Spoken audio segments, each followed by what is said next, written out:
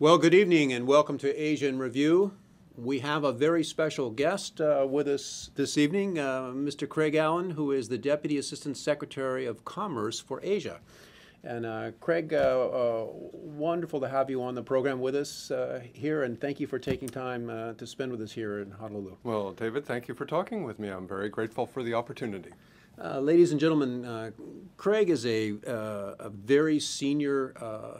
It's okay if I say that. You're not embarrassed if I use the word. You got a little bit of gray hair, so I figured that's okay. Thank you. Very senior career Foreign Service officer at a very senior position with the Department of Commerce in Washington. And this is a man who spent, what is it, something like 27 years in Asia, lived in Asia? That's correct. And how many of those years have you lived in Japan? Do you live in Japan? Japan, 16 years. And China, Taiwan? China, about 12.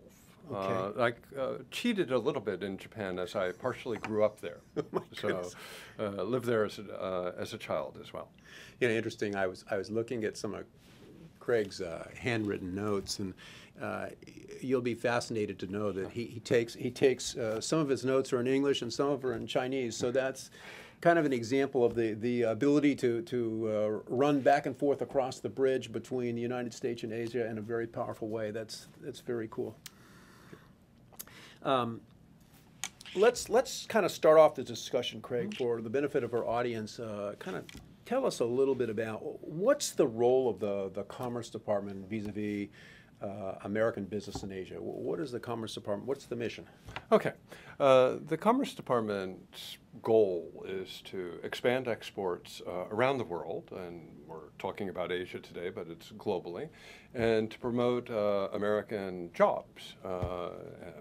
Jobs that are associated with the export of goods or services are usually higher paying jobs and better jobs than many other jobs that are only domestically focused. So our objective is to promote exports and to promote jobs, and we do that in a number of different ways.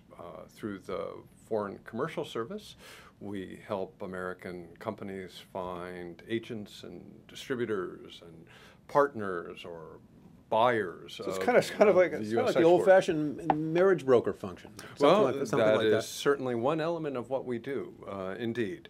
And once companies are in the market, once they are exporting to the market, if they run into problems, then we're happy to assist them to try and resolve those problems. So like what? Give me an example. Well, let's talk about intellectual property rights. Okay, that's a good one. That's a firecracker of a topic. It is indeed.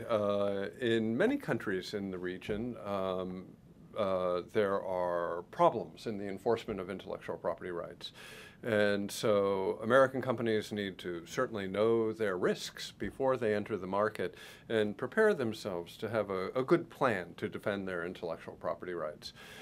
So we encourage the governments around the region to strengthen their intellectual property rights, okay, to consistently enforce their laws and to treat American companies fairly.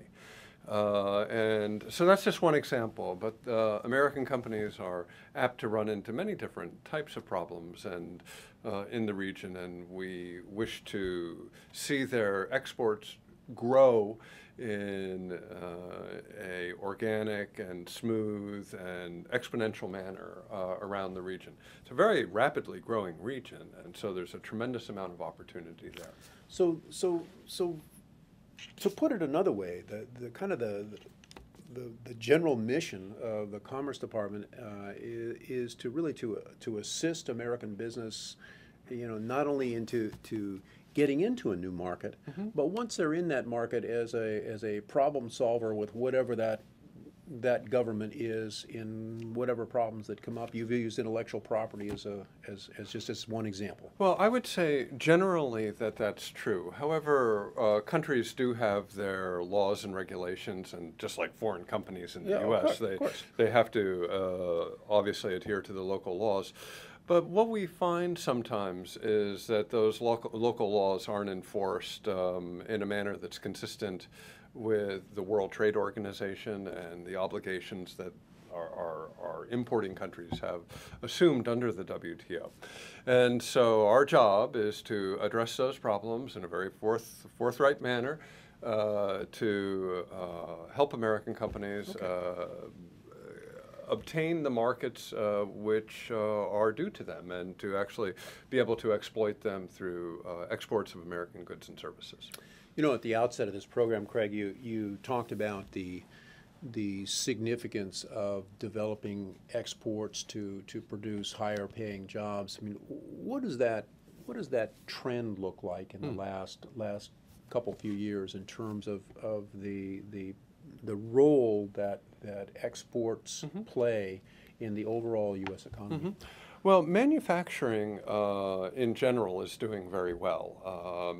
Manufacturing as a percentage of GDP has risen by more than 1% of GDP in the U.S. economy. A lot of that is predicated or founded on export markets. And so American manufacturers, American farmers, American ranchers, and American service providers are doing very well in exploring overseas markets.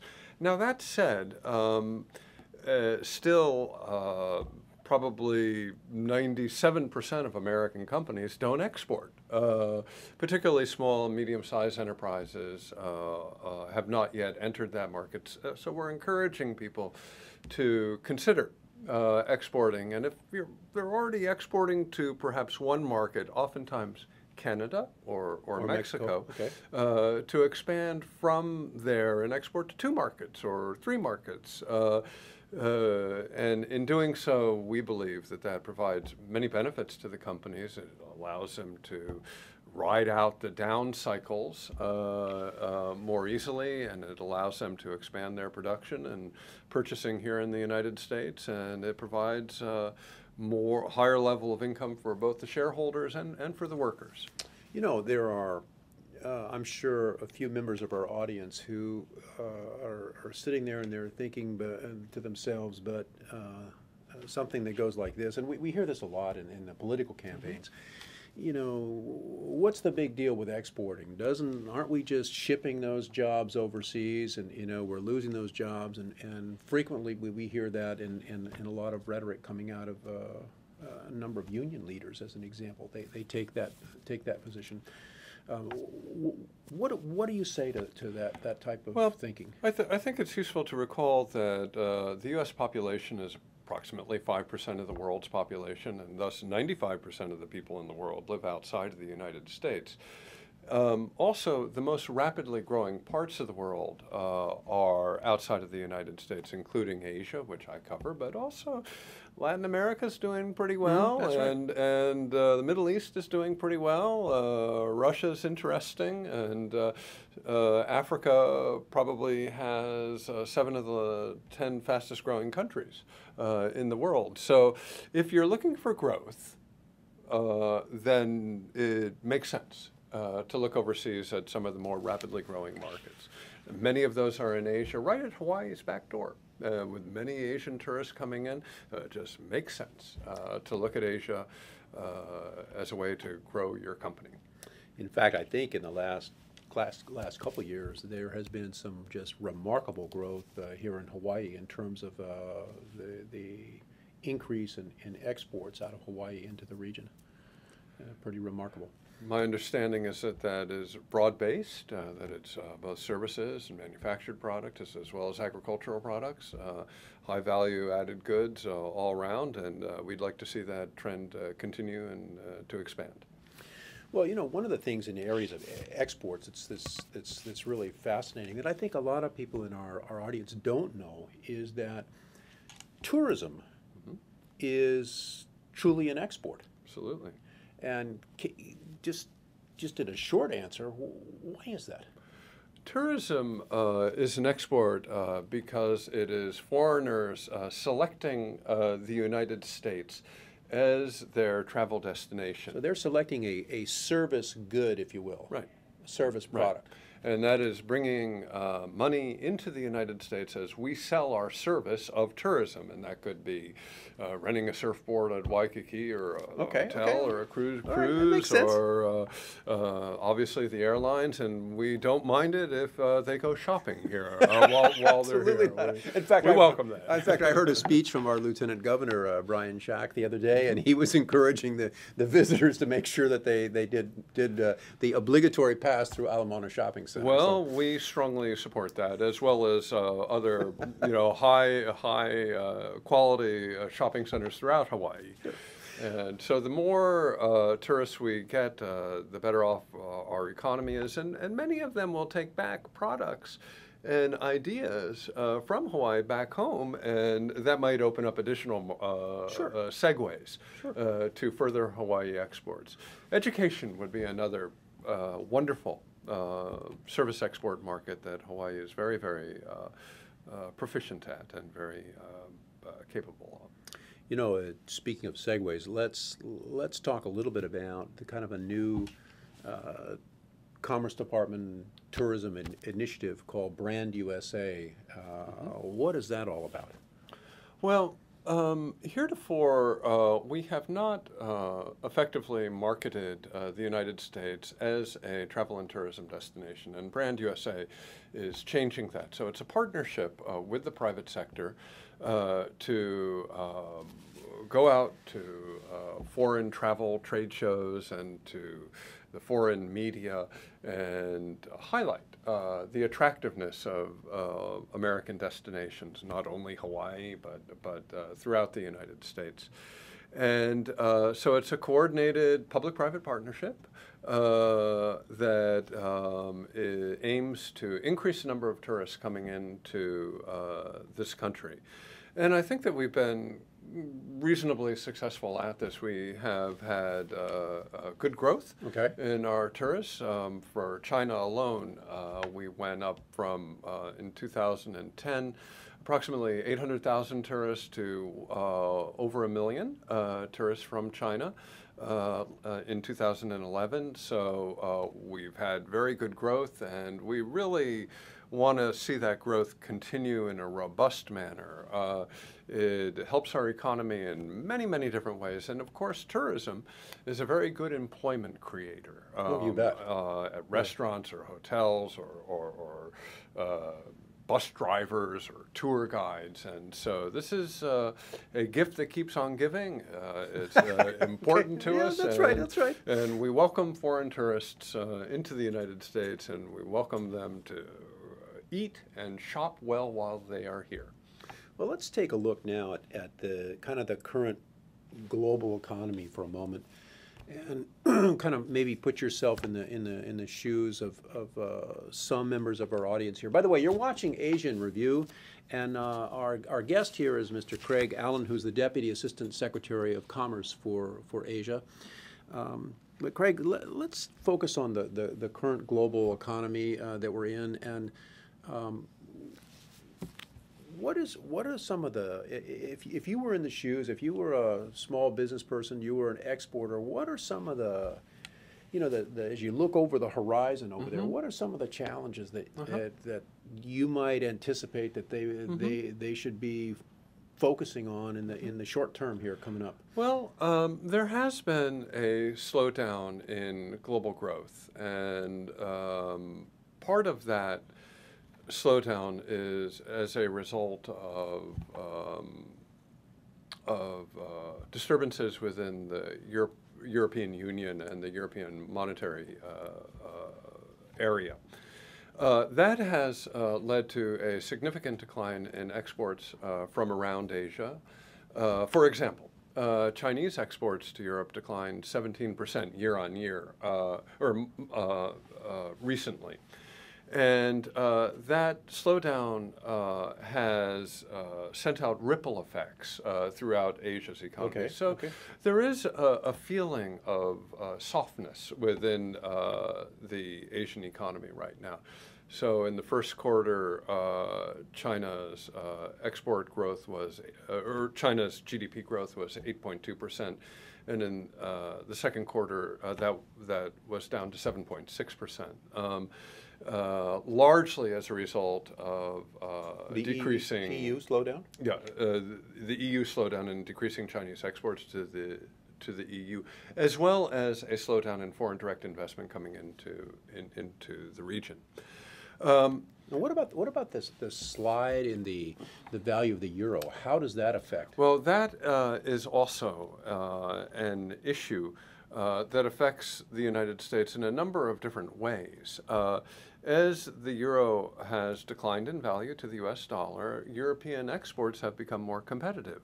And therefore, when American exporters and European exports are in head-to-head competition in third country markets, Okay. Those from Europe are receiving a little bit of a tailwind due to currency softness. And so that is a issue, particularly for those in the audience that are competing directly with companies from the EU. You know, I guess if I were to translate what you were saying a little bit, that would mean if you were sitting in an Asian country and you were on the importing side, the buying side, and if you were an exporter in the U.S. And so let's say General Motors Cadillac exporting, I don't know if they actually do. Sure. That means that the Mercedes-Benz being imported from where Stuttgart in Germany Right. is going to be a little bit cheaper That's correct. than it was before, and maybe make it a little more difficult for Cadillacs to go into whatever country. That's correct. Something like that. Yes, exactly. Or it could be wine from California or France, or it could be soybeans, or any number of products. The euro is weakening, and so if we are competing against European products, they have a little bit of a tailwind, and we have a little bit of a headwind. Okay, all right, that makes sense. Let's shift from challenges now over to what do you see as you look out over the horizon as opportunities for Hawaii or U.S. business in the short term here? What are some of the opportunities that are coming up? Well, throughout all of Asia, there continues to be a boom. Much of it is in the infrastructure area, so Hawaii companies, particularly those in the green energy space, I think can do very, very well in the region. This investment in clean energy is going on in virtually all of the countries in Asia. And so I think that that's a very, very good area to look at. Another industry or another sector that is growing rapidly is value-added food, high-quality, fancy, luxury even foods. And Hawaii is very well known for... Chocolate-covered macadamia nuts, dark. Hawaii is very well known for chocolate-covered macadamia nuts, dark, as well as many other good foods. And I think all of them will be selling well to the region. So as we had discussed, services are terrific, and the dollar in the service sector, the dollar-euro comparison is perhaps less important. Hawaii has its own terrific value proposition for travel and tourism, as well as for education and many other things. And so that is less sensitive to the currency. You know, one of the things that I know you have had some contact with, and maybe you can help update the audience. Last fall we hosted APEC here in Hawaii, and kind of what's the update? What's happened since Hawaii that's important from your perspective, from the business side? Firstly, I really have to say thank you to the people of Hawaii for doing such a terrific, fantastic job at hosting APEC. I realized it caused a lot of inconvenience and traffic for the people of Honolulu, but it was really a milestone in U.S. diplomacy for the year. Why? Well, we accomplished a lot during the U.S. host year in APEC. Firstly, there was an agreement to step up regulatory harmonization. Now, what does that mean? Yeah, what does that mean? By 2015, the 21 members of APEC are hoping to have the same market entry regulations for medical equipment, for example. Okay. And that will save American manufacturers of medical equipment tens of millions of dollars rather than having to apply in every country with different regulations in every country to bring their equipment to the market. They'll have harmonized regulations. Another area that the U.S. host year of APEC was very successful was at reducing the barriers of trade for environmental goods and services. The APEC leaders are going to meet again in about 2 weeks, in September 7 and 8 in Russia. At that time, they will hopefully finalize a series of tariff reductions on environmental goods and services that will help to expand trade. And Hawaii is very good at environmental goods and services, be it water, particularly in the water area. And hopefully this will allow Hawaii companies really to move rapidly, to move their products or services or supplies, equipment, rapidly throughout the region. Another area, particularly for small, medium-sized enterprises, APEC has made a lot of progress, and during the U.S. host year, we focused on, well, anti-bribery and anti-corruption, and we made some progress on that over the course of the year. That's critical, and that's encouraging. That's very encouraging. Particularly for SMEs who are just not going to play in nor should they play in, nor can they legally play in that game. American companies are always severely disadvantaged when corruption is involved in a deal outside of the United States. Due to our Foreign Corrupt Practices Act, American companies cannot participate in such corrupt practices, and therefore we're trying to use APEC to fight that.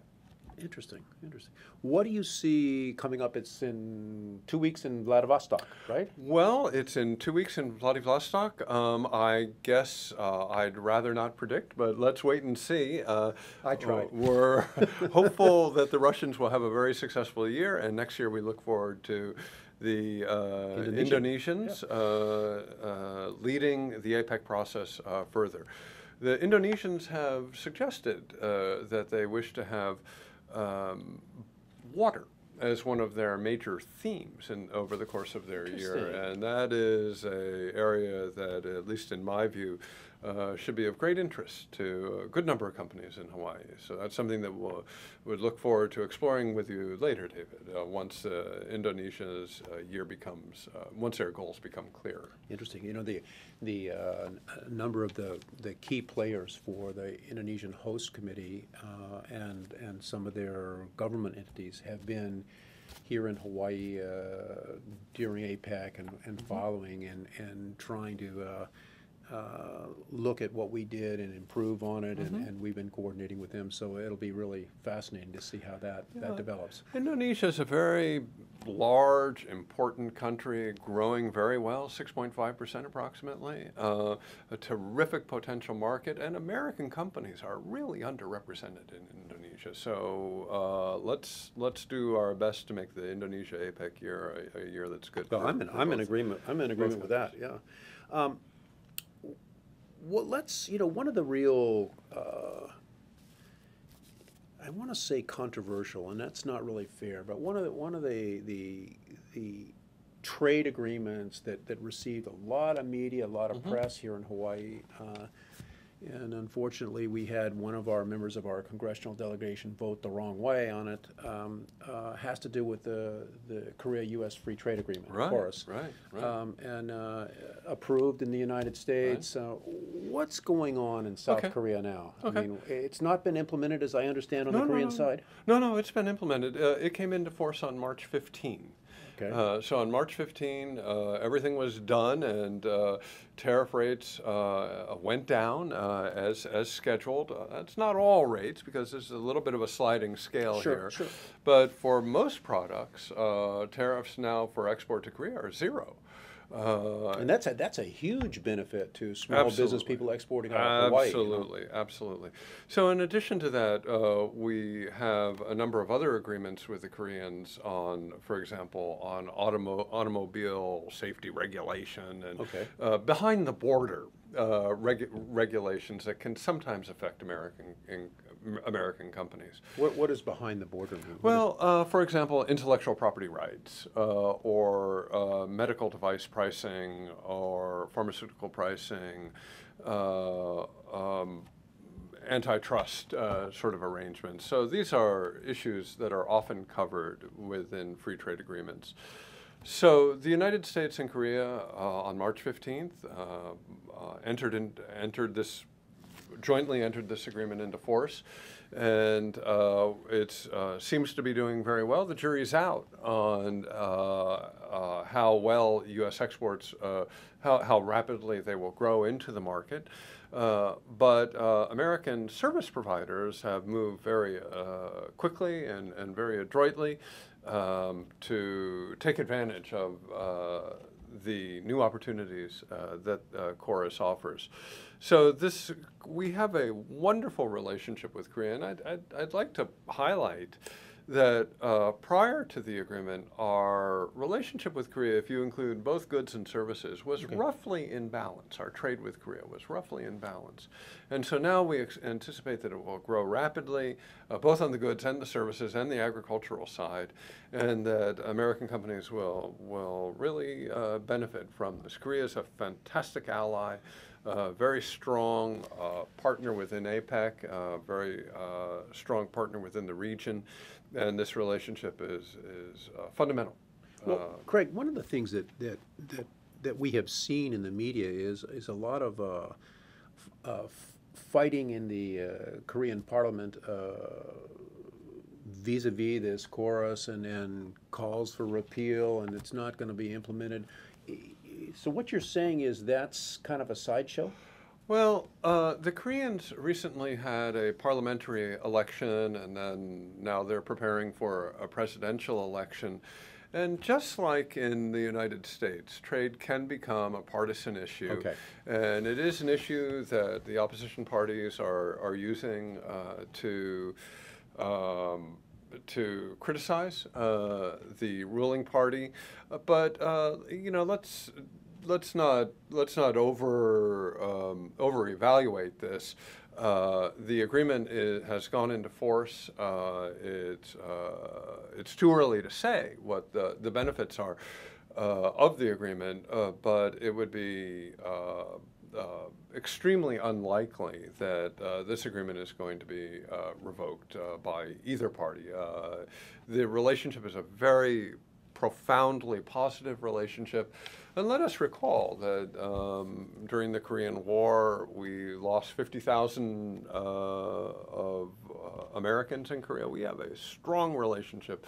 They're a strategic ally, and our relationship, our trade relationship, that is, if you include both goods and services, was roughly balanced.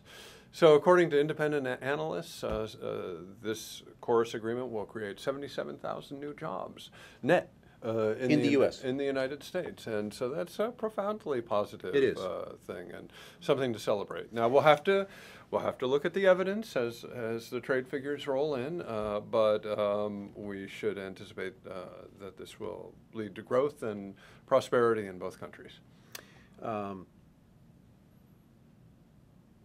Are there any other serious hurdles towards implementation of the U.S.-Korea Free Trade Agreement, or is it operative and underway? It is operative and underway. That said, we do have a series of joint committees that are looking at implementation.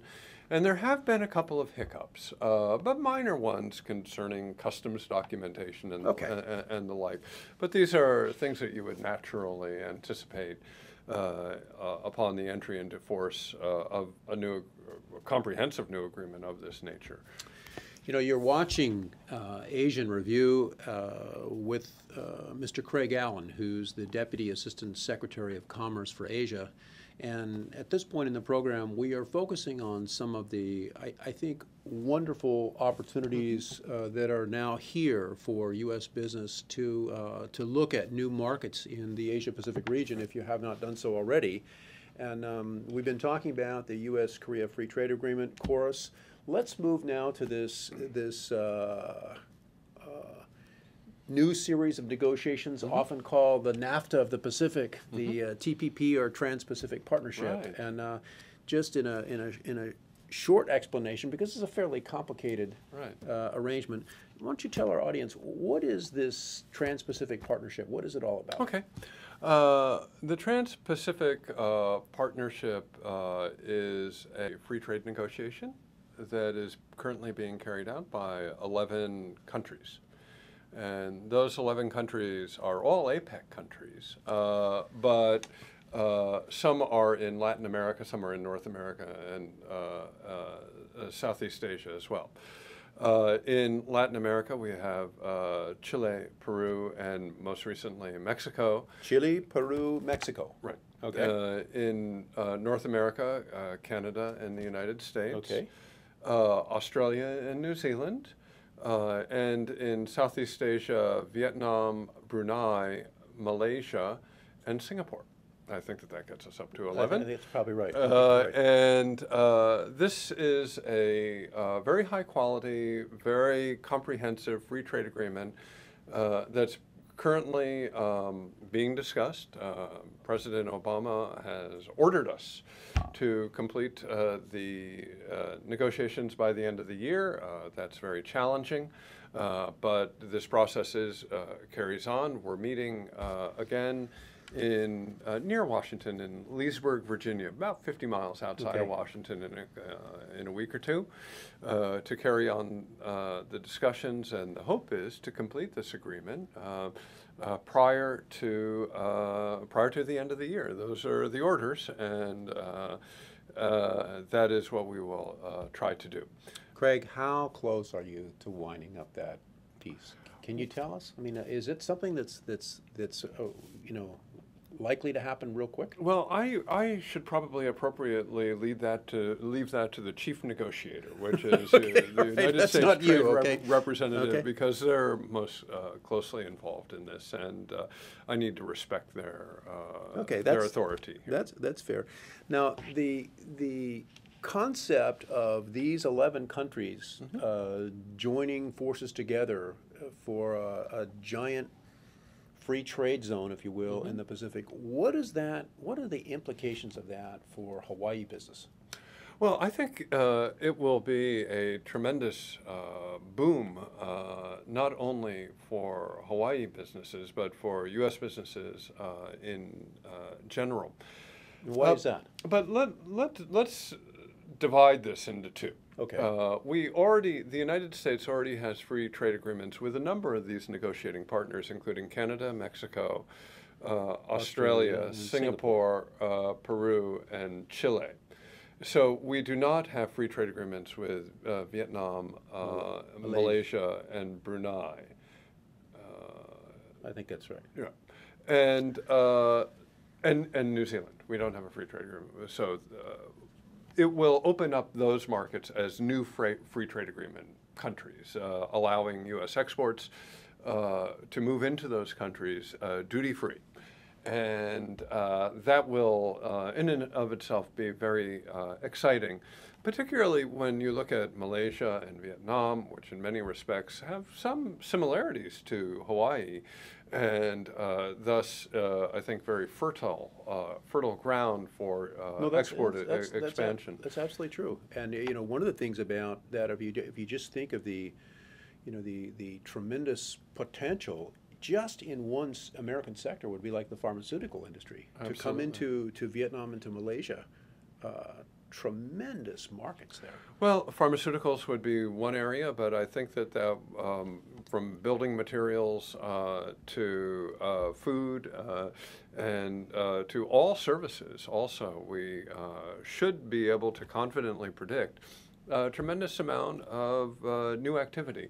That said, we should also anticipate new activity, new investments and imports into our own market, and particularly for those who might like New Zealand white wines, or Okay, all right, you all know, right, that okay. might be a big boon Sure, that's right. for some of us. Okay, all right. What about now, just to be clear for our audience, that China is not in this TPP or negotiations, correct? That is correct. And we'll get to China in a moment. But before we do that, I'd like to talk a little bit about the kind of the developments in ASEAN. Sure. And so this is Sure. the Association for Southeast Asian Nations. Right. What is significant that's going on in your mind with ASEAN and the significance of Southeast Asia as we roll forward here? Okay. Well, ASEAN as a group is our 7th largest trading partner. It's 600 million people in a very rapidly growing, dynamic part of the world. ASEAN is important. And I think that one feature of ASEAN that is salient is that the reforms in Burma have allowed us to move closer to a normal economic relationship with that country. Burma is a member of ASEAN. Okay. And therefore, we are able to deal with ASEAN as an organization in a more fulsome manner as Burma moves towards becoming a normal country, moving towards democracy, moving towards improving its human rights record. That said, Burma still has a long way to go, and the lifting of U.S. sanctions on Burma has been started, but still there are sanctions that still remain. But the overall trend lines appear to be positive, and that allows us to deal with ASEAN in a much more organic and integrated manner, because Burma is a member of ASEAN. So, Well, what you're saying is in the past it was a bit awkward. yes, and now it's a lot easier to Okay. to work with ASEAN because we can work with all of ASEAN's members. Well, on the topic of Myanmar, Burma, for a moment here, you know, over the course of the last few months, there's been enormous amount of discussion and talk in the coffee shops, you know, about, gee, I'm thinking about doing some kind of investment in Myanmar, or I want to move piece of my business, or I want to go there to check this out. What's your sense of where Myanmar is today and the timing for American business to get involved in there? Well, it's a great question. The U.S. government lifted sanctions on U.S. companies investing in Myanmar only about 5 or 6 weeks ago. So this is quite a new area. Sure, yeah. There are still sanctions, for example, on Myanmar or Burmese exports to the United States. In addition, for example, on the investment side for U.S. Potential investors in Burma, there are reporting requirements that don't exist, at least so far as I know, with any other country.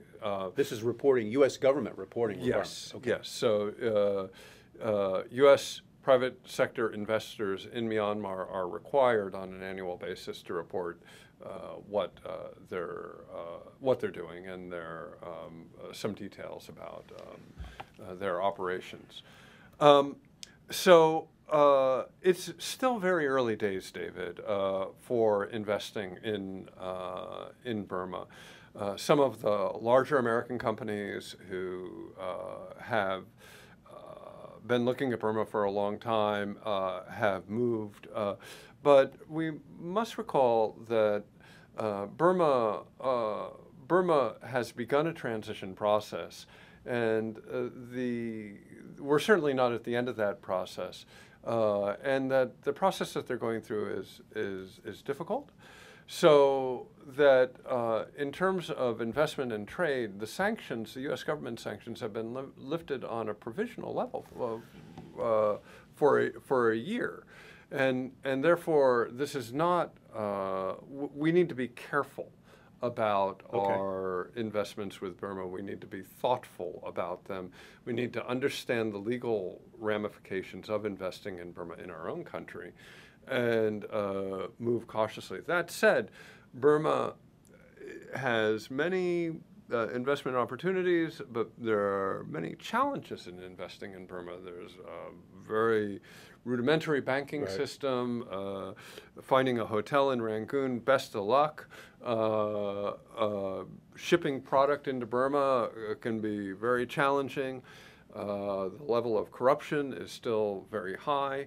And so there are many, many problems here. And I would not recommend that small, medium-sized enterprises of Hawaii look at Burma as a first jumping off point for their exports. You know, what I found most interesting is that as many of you in the audience know, the U.S. Commercial Service, part of your operation, maintains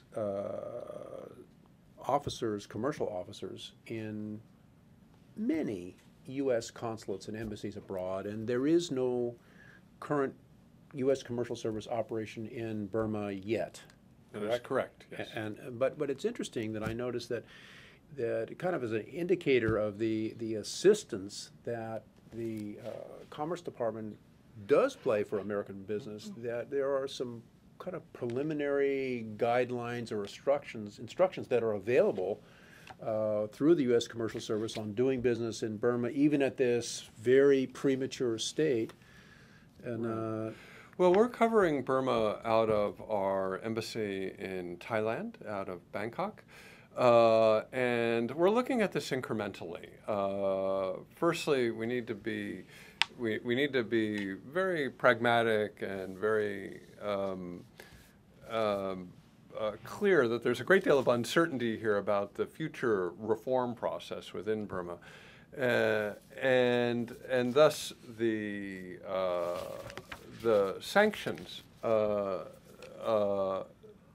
Some sanctions still remain in place, and indeed there are some state and local level sanctions in place too, which yet further complicates the matter.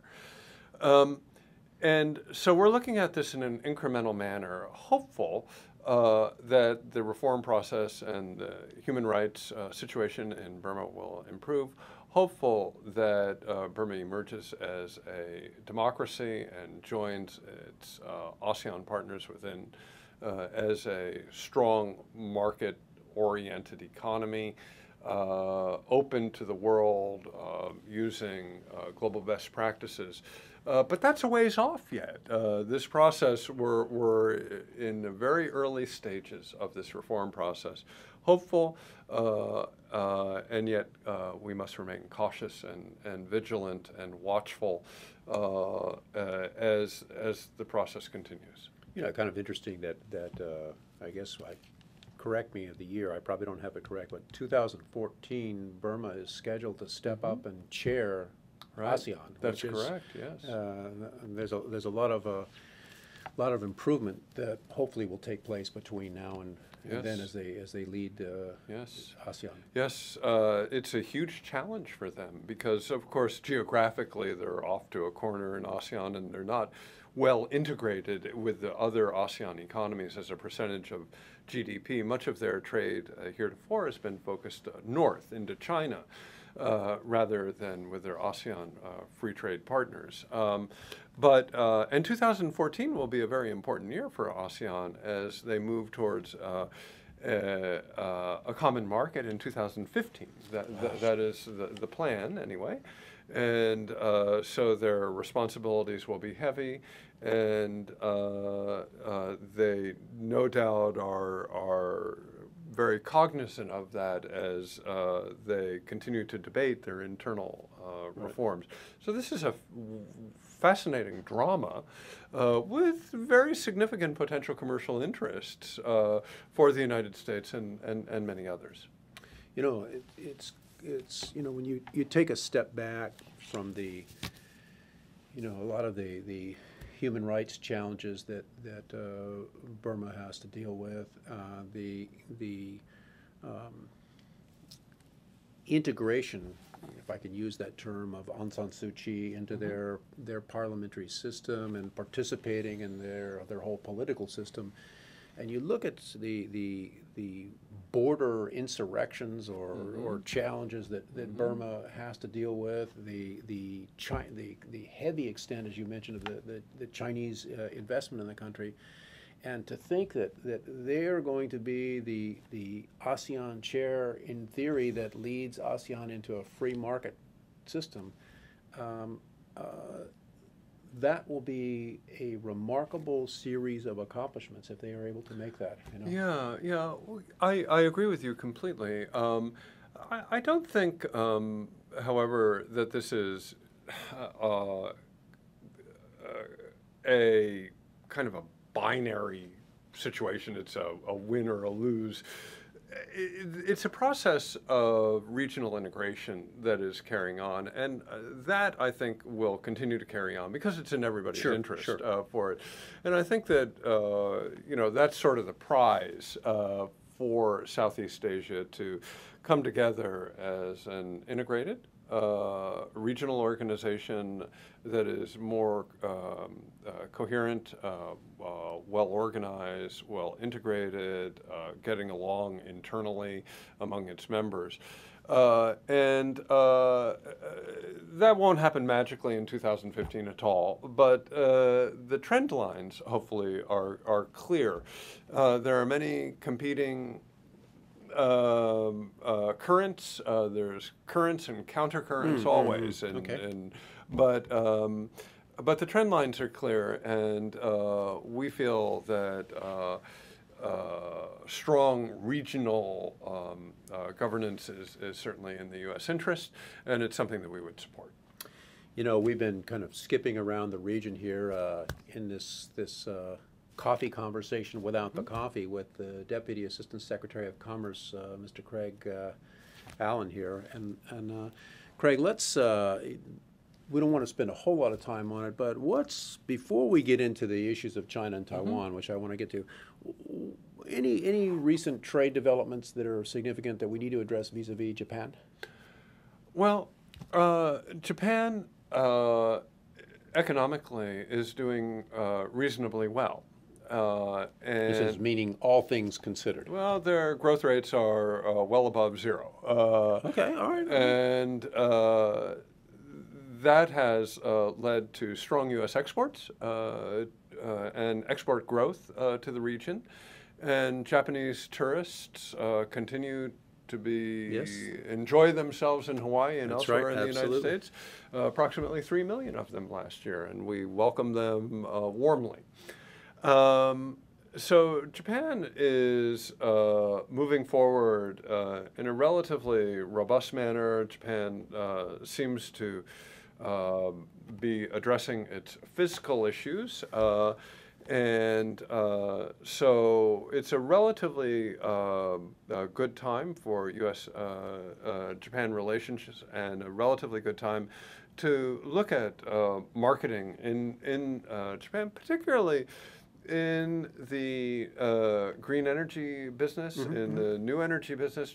Japan is very reluctant to turn on its, I believe it's 42 nuclear reactors, and they're looking at a whole host of new energy possibilities. Which is a great opportunity for Hawaii. Absolutely, both in solar, geothermal, bio, or tidal.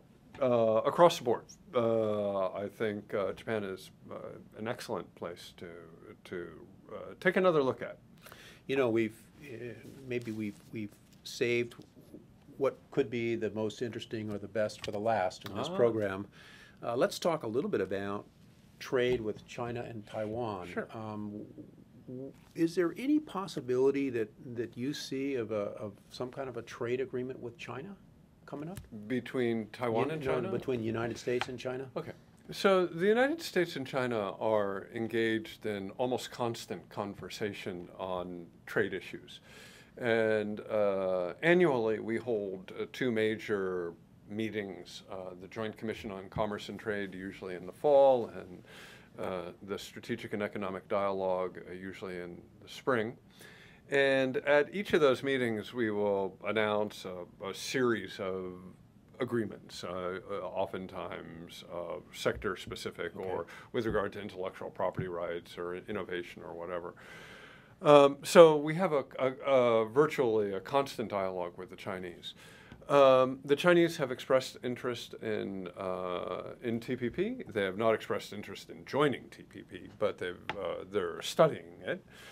Just as we are studying their discussions with their free trade discussions with Korea and Japan. That said,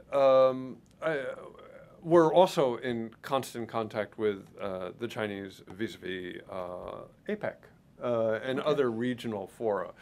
But a comprehensive free trade agreement with the Chinese or Chinese joining TPP is entirely premature.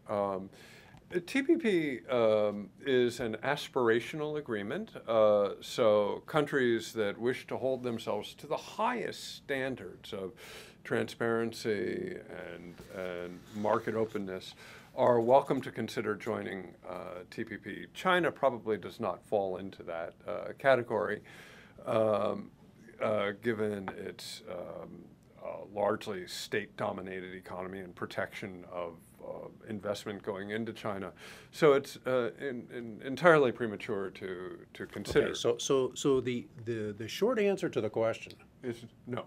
Is no. Okay, and the reason and I kind of want to summarize what you Sure. said for the benefit of the audience, so they go away, they understand, and the reason for the no is that kind of two factors that you mentioned. One is the large portion of the Chinese economy that is state-owned or government-owned enterprises. And the other is the level of protectionism in China is too high at the moment to consider putting together some type of free trade agreement. Is that well, basically? I think that those are two factors that are very relevant. Yet another factor is China restricts foreign investment across a great percentage of its economy, Okay. 40% of its economy. And under TPP, that would have to be completely removed. The protection or the restrictions on foreign investment are oftentimes seen most clearly in areas where state-owned enterprises are dominant in their economy.